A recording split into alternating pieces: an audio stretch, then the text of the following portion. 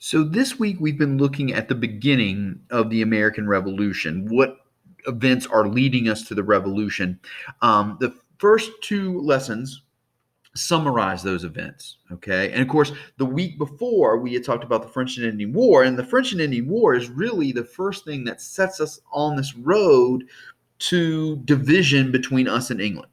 Okay, what we're looking at now are the ideologies that we use to justify this revolution, to try to help us explain how we're feeling, this anger that we're feeling, this frustration that we're feeling. Why are we feeling this? And what do we want to accomplish as we get closer and closer to war? Now, the major character that's going to influence us with that is John Locke. And the last lesson dealt specifically with Locke and his ideology. Okay, so as we fill in this chart, let's review Locke real quick. Okay, remember, Locke was an Enlightenment philosopher.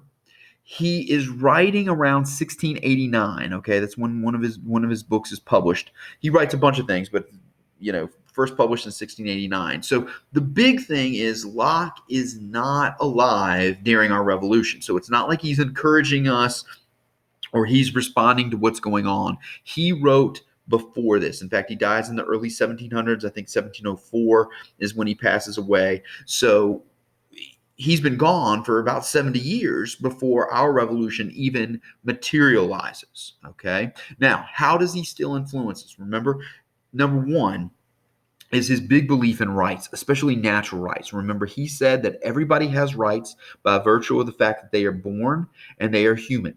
Okay. He also says nothing can take those rights away. In fact, the only reason you would lose those rights is when you die. Okay. Because you cease to exist and you don't have those rights. And for him, those rights are natural rights. And he would get even more specific and say the rights to life, liberty, and property. Okay. So this is the main kind of idea that he has as we move forward. Now, because we all have rights, okay, that gives us a degree of power, and that gives us a degree of equality. And this idea is going to be big because when he says the people have power, remember, he is writing in a culture that the majority of governments over in Europe are monarchies. And the reason we have monarchies is because the people are crazy and they need a strong ruler to control them. So when he comes out and says the people have power, and the people have power because they have rights, that is real radical. Okay. Now he takes it a step further and he says, look, we're going to give up some of our rights. We're going to give up some of our power to the government. We choose a government in the social contract. Okay. So we give up some of our rights. We give up some of our power to form a government. That government is then responsible for protecting us and protecting our remaining rights. Okay. Now the government has some power, but not as much power as the people. Okay. And we'll get to that in just a second. All right. So we give up some of our rights. We give up some of our government, or we give up some of our power to the government. That's the social contract. Now, when you enter into a contract, everybody has something they're supposed to do. The government is there to protect our rights and to protect us. It does so by creating laws. Our job is then to obey those laws, because if we obey those laws, we will protect our rights and we will protect the rights of others. That's called ordered liberty. The people promise to obey the laws that the government, which they created, creates, with the expectation that that will protect their remaining rights and their remaining freedom. Okay. Now, remember I said the government does have power, but the government only has the power that the people granted. That is called limited government. Okay. The government is limited. It can only do what the people allow it to do. Okay.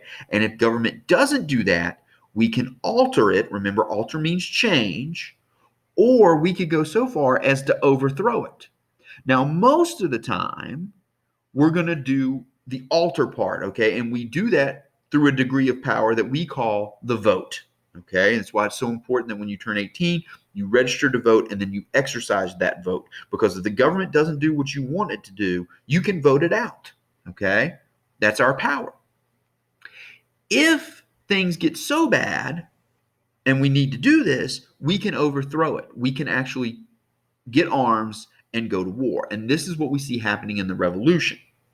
Now, I think Locke would argue this is the pathway we need to go on because, remember, our rallying cry is no taxation without representation. We didn't really have votes in Parliament, okay? So we couldn't use that power to change things because we didn't have it in the first place. We are going to have to take up arms and revolt, okay? So here's Locke and his influence on us summarized. Now we're going to add a new guy to this, Thomas Paine. Okay. Now Paine is also from Europe. He's from England. Okay. Actually, I take that back. I think he's from Scotland, but he's living here in the colonies. And he writes a pamphlet called Common Sense. Very, very famous pamphlet. Sells out. The first publication. All the copies are sold. Why does he call it Common Sense? Because to understand it, you just need to use your common sense. And if you use your common sense to understand what he is saying, then when you get to the end of his pamphlet, and by the way, the pamphlet's a little book, okay? It's a thin book. By the time you get to the end of his book, his conclusion will make sense, okay? So you use common sense to understand what he's saying, and then by the time you read it and you get to the end, you're like, oh yeah, that makes sense. Okay, so that's why this is called Common Sense. Now, in Common Sense, he challenges the rule of the colonies by the King of England. Okay, and he does that by outlining the grievances, and the term grievance means a complaint or a problem. It could even mean a mistake. Okay, so he lists the mistakes the king has made. He lists the problems that the king has made, the complaints that we have against the king. Okay, and at the end, he calls the king a royal brute who menaces American freedom. Okay, so that's in Common Sense. He lists the problems that we have with the king, our complaints, our mistake, or his mistakes and our complaints. And at the end, he calls him a royal brute. Then he says, everything that is right or reasonable pleads for separation. The blood of the slain, the weeping voice of nature cries, 'tis time to part. Okay? So if you apply Locke, saying if government doesn't do what you want it to do, you have the right to change it. And then you apply Paine and you use your common sense and you read about all these problems, all these grievances, all these complaints. At the end, you're going to arrive at the same conclusion. It is time for us to part. Okay? It's time for us to revolt and be independent. Now, for us, the guy that's going to combine these two things is a man from Virginia by the name of Thomas Jefferson. Okay, Thomas Jefferson is a Virginian. He's going to write the Declaration of Independence. It's going to be signed, adopted on July 4th, 1776. That's why it's Independence Day. And he's going to take a little bit from Locke and a little bit from Paine and form this new document to justify what we're about to do, which is namely declare independence and go to war. Okay? Now, from Paine, he gets this idea of natural rights. I'm sorry, from Locke, he gets this idea of natural rights. In fact, he gets a lot of stuff from Locke. Okay? And in the beginning of the Declaration of Independence, he says, we hold these truths to be self-evident, that all men are created equal. Why are we equal? Because we all have rights. Now, Jefferson is going to call them unalienable rights. Locke called them natural rights. Jefferson is going to call them unalienable rights. And instead of life, liberty, and property, Jefferson is going to say life, liberty, and the pursuit of happiness. And the reason I think he uses pursuit of happiness is that is much broader. Okay?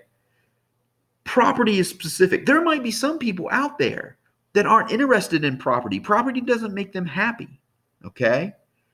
So pursuit of happiness is much broader and can impact a bunch of people. So we hold these truths to be self-evident, that all men are created equal, that they are endowed by their Creator with certain inalienable rights, that among these are life, liberty, and the pursuit of happiness. Now, just like Locke, Jefferson is going to say government is created by the people. All right? The people give government its power. We give up some of our rights. We give up some of our power to the government. In return, the government is supposed to protect us. It does that by creating laws, which we in turn need to obey in order to protect our rights and the rights of others. And if government becomes destructive to those ends, and that's the terminology he uses, if government becomes destructive to those ends, we can change it. Now, again, I think Jefferson would argue probably the more democratic way to change it is through the vote.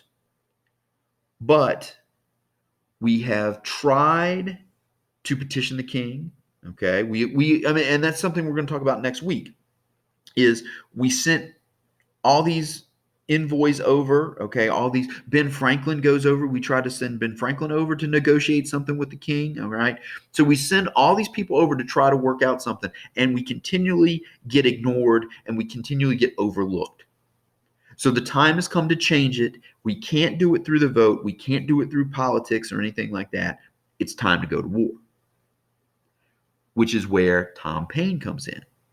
Because then, in the Declaration of Independence, what Jefferson does is he lists the grievances against the king just like Paine did. Okay, now he uses different terminology, okay, different wording, but some of the issues that he brings up are taxes, cutting off trade, keeping armies here, keeping armies in our homes, the loss of the right to a trial, okay, the loss of the right to hold trials, because remember, the British soldiers end up having to go back to England to be tried. At one point in time, they would have been tried here, but they end up going back to England to be tried. So Jefferson, just like Paine, lists all these grievances, all these problems, these complaints against the king. And just like Paine, when you read those, when you get to the end and you apply the theories of Locke to all these problems, all these complaints, it becomes apparent we need to go to war. The time has come. We've tried everything else. It's time to fight and make a break for it. So those are the big three philosophers that are helping us justify what is about to happen, which is namely war. Okay. Remember, Locke is gone. Paine is very much alive. Jefferson is very much alive during this time period. But these are the guys that we're going to use to make sense of how we're feeling and to explain what we are about to do, which is namely go to war and fight for our freedom.